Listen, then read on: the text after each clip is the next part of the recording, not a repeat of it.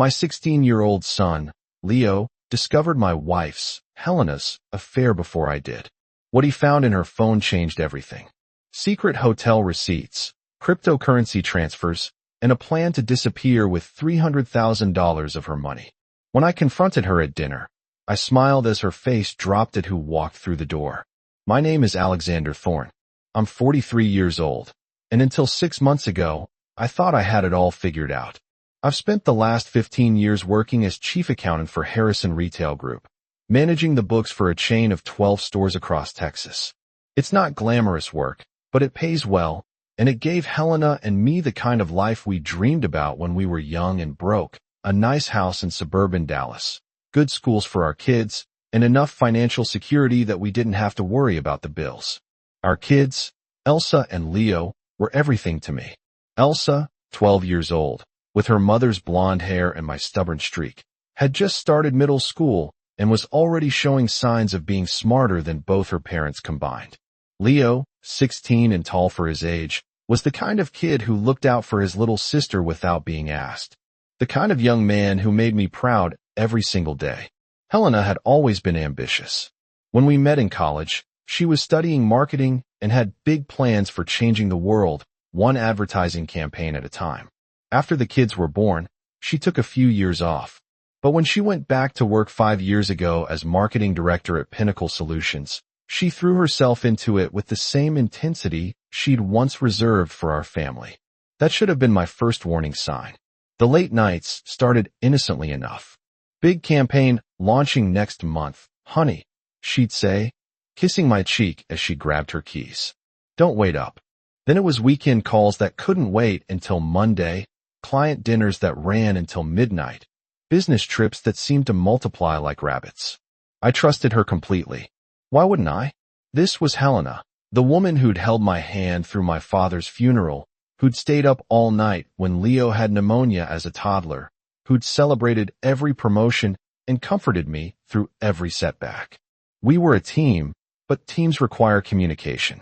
And somewhere along the way, we'd stopped talking about anything that mattered. The morning everything changed started like any other.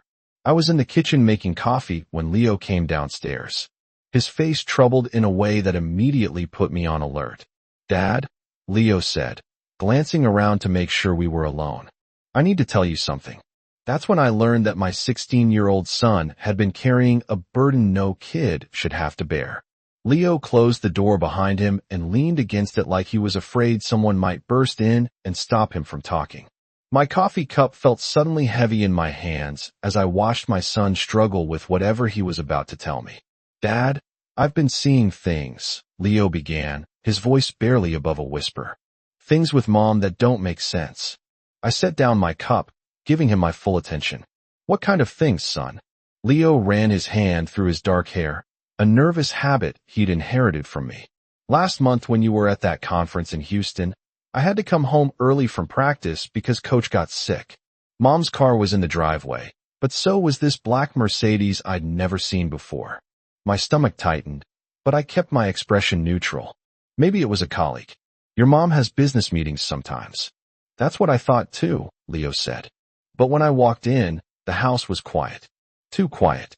I called out for Mom, and it took her a while to answer. When she came downstairs, she looked different. Her hair was messy, and she was wearing that blue robe you got her for Christmas, even though it was the middle of the afternoon. I felt something cold settle in my chest, but I forced myself to stay calm. Leo needed me to be strong right now. She said she was taking a nap because she wasn't feeling well, Leo continued. But Dad, she wasn't sick. She was nervous, really nervous, and she kept asking me questions about when you'd be home, like she was calculating something. Did you see who owned the Mercedes? I asked, though I wasn't sure I wanted to know the answer. Leo nodded grimly. I pretended to go upstairs, but I watched from my window. About 20 minutes later, this guy came out, tall, expensive suit, looked like one of those corporate types Mom works with. He got in the Mercedes and drove off. Did you recognize him? Not then, but I've seen him since. Leo's voice grew stronger, more determined. At Elsa's school play last week. Remember how Mom said she might be a few minutes late because of a client call? Well, she showed up right on time. But guess who was sitting in the back row? The pieces were starting to form a picture I didn't want to see. The same man. The same man, Leo confirmed. And Dad, they didn't sit together, but I saw them exchange looks. The kind of looks that, well, they weren't business looks. I stood up and walked to the window, staring out at the backyard where Leo and Elsa had played as children. The swing set was still there, though neither of them used it anymore. Everything looked normal, peaceful. But inside the house, my world was quietly falling apart. Leo, I said, turning back to face him. Why are you telling me this now? You could have kept it to yourself. My son's jaw tightened, and for a moment, he looked older than his 16 years. Because you deserve to know the truth, Dad. And because Elsa started to notice things, too. She asked me yesterday why Mom seems different, why she's always on her phone now. What did you tell her? Nothing. But I can't keep covering for Mom forever. It's not fair to you, and it's not fair to Elsa.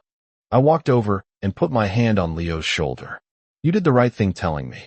But from now on, this stays between us until I figure out what to do. Can you handle that? Leo nodded. What are you going to do, Dad?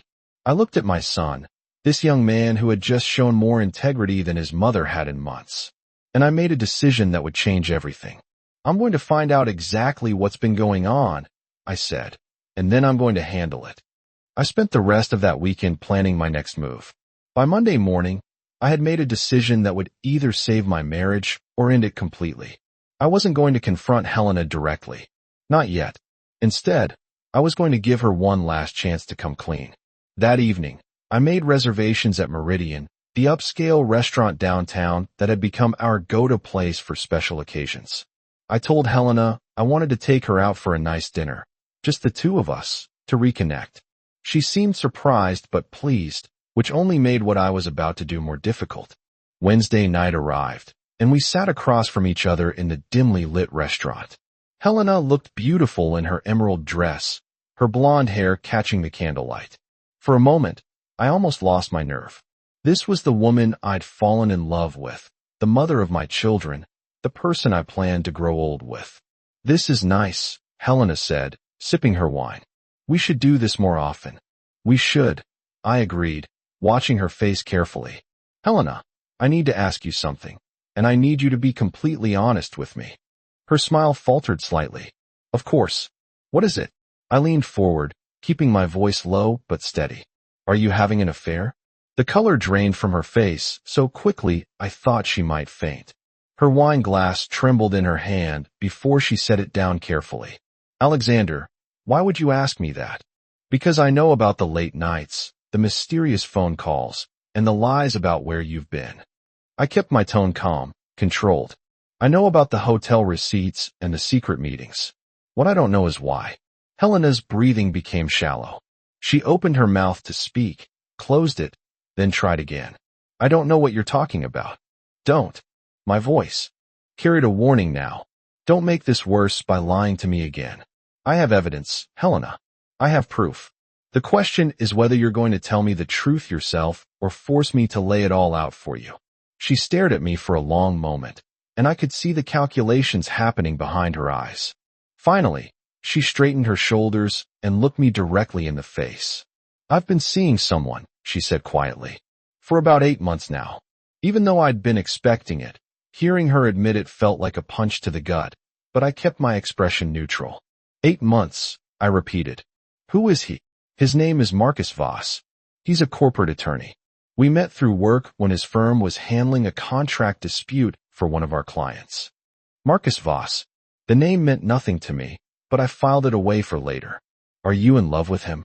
Helena hesitated. I think so. Yes. And our marriage, our children, do they mean anything to you anymore? Tears started forming in her eyes.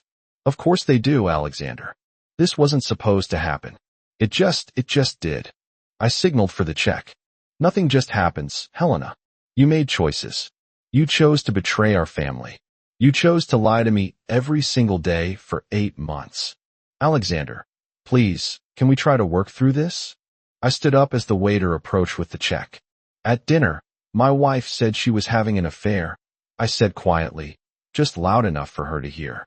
I smiled as her face dropped at who walked in. Helena's eyes widened in confusion. What are you talking about? Who's walking in? That's when the restaurant door opened and Marcus Voss himself walked in. Marcus Voss was exactly what I'd expected. Tall, polished, with the kind of arrogance that comes from never being held accountable for anything. He strode into Meridian like he owned the place, scanning the room until his eyes landed on our table. The look of confusion on his face was priceless. Helena gasped audibly. Marcus, what are you doing here? I got your text, he said, approaching our table cautiously. You said you needed to see me urgently about Alexander. I smiled wider. I didn't send any text, Marcus. I did, however, use Helena's phone to invite you here. The color drained from both their faces as they realized what had happened. You see, I continued, still seated calmly. When someone's been lying to you for 8 months, you learn to be resourceful. While Helena was in the shower this morning, I went through her phone, found your contact information, your text history, even your little pet names for each other. Helena's hands were shaking now. Alexander, I can explain. No need, I interrupted. It's all very clear. What's also clear is that this ends tonight. Marcus straightened his tie, trying to regain some composure. Look, Alexander, I think we can handle this like adults. Adults. I stood up slowly, my full height, making Marcus take a step back. Adults don't sneak around behind their spouse's back. Adults don't lie to children about where they're going. Adults have integrity, something you clearly wouldn't recognize. Alexander, please, Helena whispered. Can we go home and talk about this privately? Home. I pulled out my phone and showed them both a screenshot. You mean the home you were planning to leave? According to your text messages, you and Marcus have been discussing your exit strategy for weeks. Both of them stared at the phone screen in horror. But here's the thing. I continued, putting my phone away. I'm not going to make this easy for either of you. Helena, you want out? Fine, but you'll leave with exactly what you brought into this marriage. Nothing more. You can't do that, Marcus said, his lawyer instincts kicking in. Texas is a community property state, is it? I smiled again. How familiar are you with financial fraud laws, Marcus? Because I'm very familiar with them. It's part of my job. The blood drained from Helena's face as she understood what I was implying. That's right, I said. I know about the money. You've been moving around, Helena. The joint accounts you've been slowly draining, the credit cards you've been using for your romantic getaways, all of it. I placed a folder on the table between us. Everything's documented in here. Bank statements, credit card records, hotel receipts. Enough evidence to prove financial misconduct in a divorce proceeding. Marcus picked up the folder with trembling hands, scanning the first few pages. This can't be legal.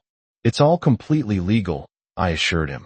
Just like it'll be completely legal when I file for divorce on grounds of adultery and present all of this evidence to the judge. Helena was crying now, mascara running down her cheeks. Alexander, please, think about the children. I'm thinking about them, I said firmly. They deserve better than parents who lie and cheat and betray the people who love them most. I pulled out my wallet and left cash for the dinner on the table. Enjoy your evening together. It's the last one you'll have without consequences. As I walked toward the exit, I heard Marcus saying something to Helena about damage control, but I didn't stop to listen. I had more important things to do. My phone buzzed with a text from my sister Sophia. Everything ready for tomorrow? I typed back. Phase 1 complete. Time for Phase 2. Sophia arrived at my house the next morning with 2 large briefcases and the kind of expression that meant someone was about to have a very bad day. My sister had always been the tougher one between us, and as a senior partner at Dallas's most prestigious law firm, she'd built her reputation on destroying people who thought they were untouchable. Tell me you have everything I asked for, Sophia said, setting her briefcases on my kitchen table. I handed her a thick folder. Bank statements, credit card records, phone logs, even GPS data from Helena's car, everything from the past 18 months. Sophia opened the folder and began scanning the documents, her expression growing darker with each page. This is worse than I thought, Alexander. She didn't just steal money. She's been systematically moving assets in preparation for divorce proceedings. What do you mean? Look at these transfers, Sophia pointed to several highlighted entries. Small amounts, always under $10,000 to avoid triggering banking alerts. But over time, she's moved nearly $300,000 into accounts that aren't in her name. My blood ran cold. $300,000? Alexander, your wife and her boyfriend have been planning this for months. They were going to clean you out and disappear. Sophia opened her first briefcase, revealing stacks of legal documents. But here's the beautiful thing about being a lawyer. I know exactly how to turn their own plan against them. What are you talking about?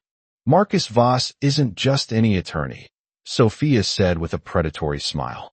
He's been under investigation by the state bar for ethical violations. 3 separate complaints in the past 2 years, all involving conflicts of interest and client funds. She pulled out another set of documents. In Helena's company, they have a strict morality clause in their employment contracts.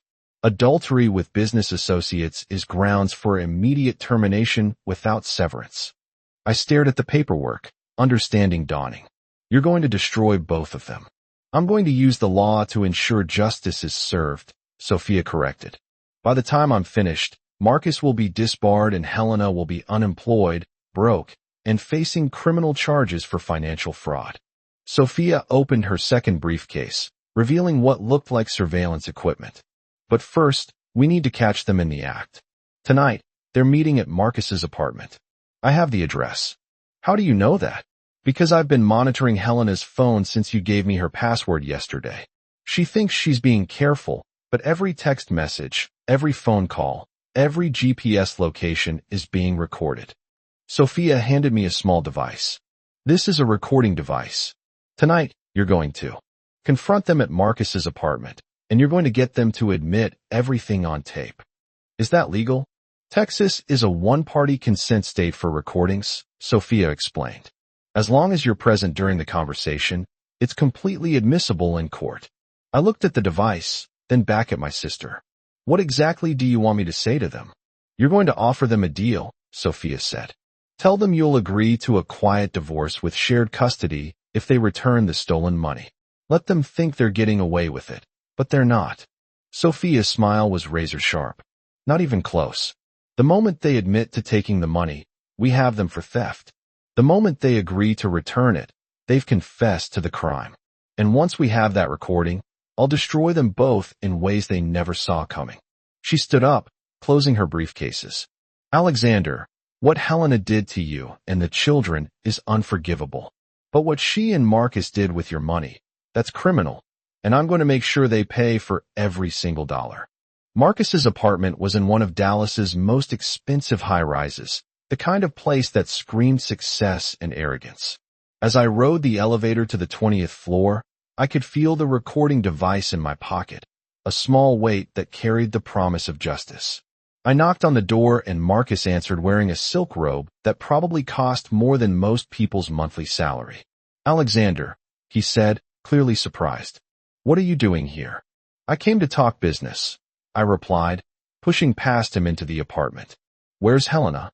She's in the bedroom, Marcus said nervously. Look, maybe this isn't the best time. It's the perfect time, I interrupted. Get her out here. We need to settle this thing once and for all. Helena appeared a few minutes later, wrapped in a hotel bathrobe, her hair disheveled.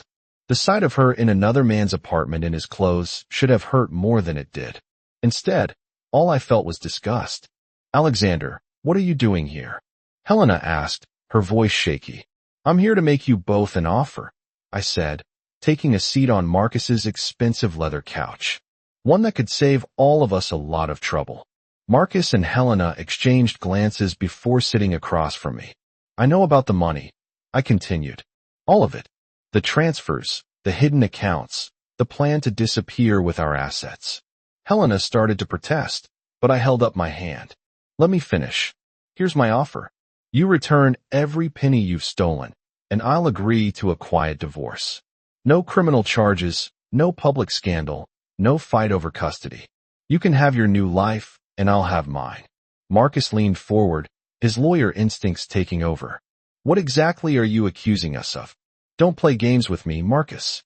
I have bank records showing Helena transferred nearly $300,000 to accounts under your control in Texas.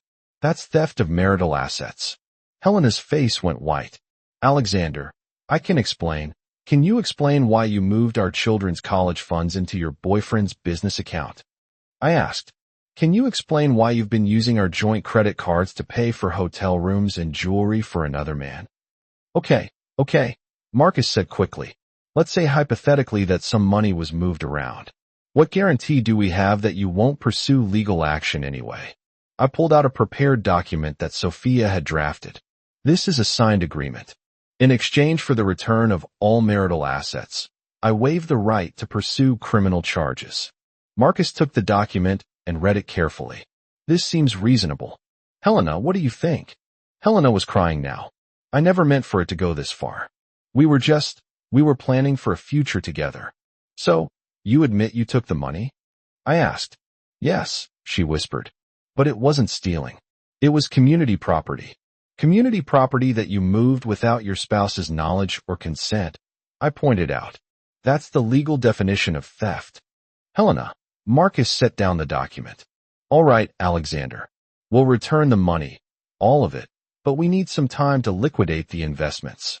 Investments? I raised an eyebrow. We put the money into cryptocurrency and some high-yield accounts, Marcus explained. It'll take a few days to convert everything back to cash. Perfect. They just admitted not only to stealing the money but to hiding it in investments, making it premeditated financial fraud. Fine, I said, standing up. You have 1 week to return every penny. After that, all bets are off. As I walked toward the door, Helena called out, Alexander, for what it's worth, I really am sorry. I turned back to look at her one last time. No, Helena, you're not sorry you did it. You're sorry you got caught. As the elevator descended, I pulled out my phone and sent Sophia a text. Got everything we need. Her response came immediately. Time to destroy them. The hardest part of everything wasn't dealing with Helena or Marcus. It was sitting down with Leo and Elsa to explain that their family was falling apart. But they deserved the truth, especially Leo, who'd been carrying this burden for weeks. Kids, I said that evening as we sat in the living room. I need to tell you something important about your mother and me. Elsa looked up from her homework, her 12-year-old face already showing concern. Are you getting divorced? The directness of her question caught me off guard. What makes you ask that? Mom's been acting weird, Elsa said simply. And you've been sad. Plus, Leo told me Mom has a boyfriend. I shot a look at Leo, who shrugged apologetically. She figured it out on her own, Dad. She's not stupid. No, she's not. I agreed, turning back to Elsa. Yes, sweetheart. Your mother and I are getting divorced. Elsa nodded matter-of-factly. Will we have to choose who to live with? What would you want? I asked carefully. We want to stay with you, Leo said immediately. Both of us. Elsa nodded emphatically. Mom lied to us, Dad. She lied about where she was going and who she was with. You never lied to us. The simple faith they had in me was both heartwarming and heartbreaking. Your mother loves you both very much, I said. She just made some very bad choices. Will we still see her? Elsa asked. Of course.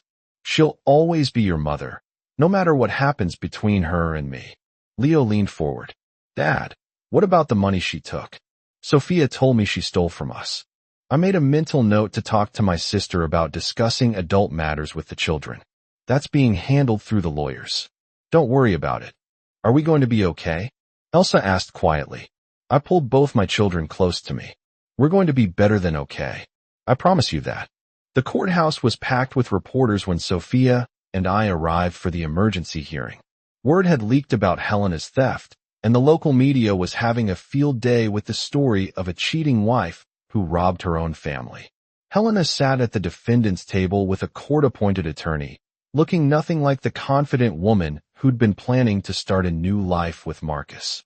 Her expensive clothes had been replaced with a simple black dress, and her face was drawn with stress and exhaustion. Marcus was notably absent.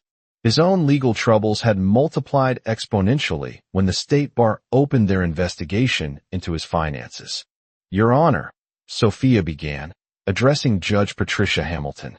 We're here today because the defendant has systematically looted the marital assets in preparation for abandoning her family. We have documented evidence of over $300,000 in unauthorized transfers. Helena's attorney, a tired-looking public defender named James Murphy, stood up. Your Honor, my client acknowledges that mistakes were made, but she maintains that as a spouse, she had legal access to the marital accounts. Legal access, yes, Judge Hamilton replied sternly, but not the right to secretly drain those accounts without her spouse's knowledge. Mrs. Thorne, do you understand the charges against you? Helena stood on shaky legs. Yes, Your Honor. How do you plead to the charges of theft of marital assets and financial fraud? There was a long pause before Helena whispered, Guilty, Your Honor. The judge's gavel came down with finality. Mrs. Thorne, you are hereby ordered to repay all stolen funds within 30 days or face criminal prosecution. Custody of the minor children is awarded to Mr. Thorne with supervised visitation rights for you pending completion of financial restitution. As we left the courthouse, Helena tried to approach me. Alexander, please. The children want to see you, I said quietly. But that's their choice, not mine. You'll need to earn back their trust, just like everyone else you betrayed. Sophia squeezed my shoulder as we walked away. It's over, Alexander. You won. But as I looked back at Helena standing alone on the courthouse steps, I realized this wasn't about winning or losing. It was about protecting my children and rebuilding the life she tried to destroy. 6 months after the divorce was finalized, I found myself sitting in a small bookstore downtown, watching the owner organize a display of mystery novels. Rachel Thorne moved with quiet efficiency, her auburn hair catching the afternoon sunlight streaming through the windows. You know, she said without looking up, most people who come here actually buy books eventually. I laughed, realizing I'd been visiting Thorne Books twice a week for the past month without purchasing anything. Maybe I'm just enjoying the atmosphere. Or maybe you're working up the courage to ask me for coffee, Rachel replied with a smile that made my heart skip. She was right. Of course, Rachel was everything Helena wasn't. Genuine, straightforward, content with simple pleasures. When she smiled, it reached her eyes. When she spoke, every word was honest. Coffee sounds perfect, I said. That evening, as we sat in a quiet cafe near her bookstore, Rachel asked about my children. Leo's doing great, I told her. He's been accepted to 3 colleges already, and he's considering studying criminal justice. Says he wants to help catch people like Marcus Voss. And Elsa? She's incredible, resilient. She sees her mother once a month now, but she's made it clear she wants to live with me permanently. Rachel stirred her coffee thoughtfully. It must have been difficult for them, learning about their mother's betrayal. It was. But kids are tougher than we give them credit for. They knew something was wrong long before I figured it out. And how are you doing? Really? I considered the question carefully. For the first time in years, I felt genuinely peaceful. The house was quieter without Helena's drama. But it was a good quiet, the kind that comes from honest relationships and clear consciences. I'm learning to trust again, I said. It's not easy, but I'm getting there. Rachel reached across the table and touched my hand. Trust is earned, Alexander, and some people are worth earning it from. As I drove home that night, I realized something important. Helena's betrayal hadn't broken me. It had shown me what I was capable of when pushed to protect the people I loved. I'd fought for my children, my finances, and my dignity. I'd won. More importantly, I'd learned the difference between love and possession, between partnership and manipulation. Rachel represented something Helena never had. The possibility of a relationship built on mutual respect rather than convenience. The future looked brighter than it had in years. 2 years later, I stood in the kitchen of my new house watching Leo pack for his freshman year at University of Texas. He'd chosen criminal justice after all, inspired by his role in exposing his mother's crimes. Dad, Leo said, folding his last shirt into the suitcase. Have you heard anything about Mom lately?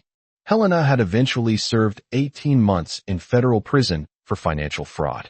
After her release, she'd moved to Arizona and was working as a receptionist at a dental office. Marcus Voss had been disbarred and served 3 years for theft and money laundering. She's doing well, I told him. She calls Elsa every week, and they're rebuilding their relationship slowly. That's good, Leo said. I mean, I'm still angry about what she did, but I don't want her to suffer forever. Elsa, now 14 and wise beyond her years, walked into the kitchen. Are you talking about Mom again? Just checking in, I said. She made terrible choices, Elsa said matter-of-factly. But she's still our mother. People can change if they really want to. Their maturity amazed me constantly. Rachel appeared in the doorway carrying a box of homemade cookies for Leo's dorm room. We'd been married for 8 months now, and she'd seamlessly become part of our family without trying to replace anyone. Transportation's here, she announced as a car honked outside. As we loaded Leo's belongings into my truck, I reflected on how far we'd come. The betrayal that had nearly destroyed us had ultimately made us stronger. Leo had learned to stand up for what's right. Elsa had learned that actions have consequences. And I had learned that sometimes the worst thing that happens to you can lead to the best thing that ever happens to you. Dad, Leo said as we pulled in the university parking lot. Thank you for fighting for us, for not giving up when everything fell apart. Son, I replied, family is worth fighting for. Always remember that. As we said goodbye and watched him walk toward his new life, Rachel squeezed my hand. Proud Papa, she asked. Proud of all of us, I said. We survived. We fought back. We won. The boy who'd had the courage to tell his father the truth about his mother's betrayal was now a young man ready to fight for justice in the world. The little girl who'd been forced to grow up too fast had become a remarkable young woman with unshakable principles. And me, I'd learned that strength isn't about avoiding pain. It's about facing it head-on and protecting the people you love. We'd built something better from the ashes of what Helena had tried to destroy. That was victory enough for any man.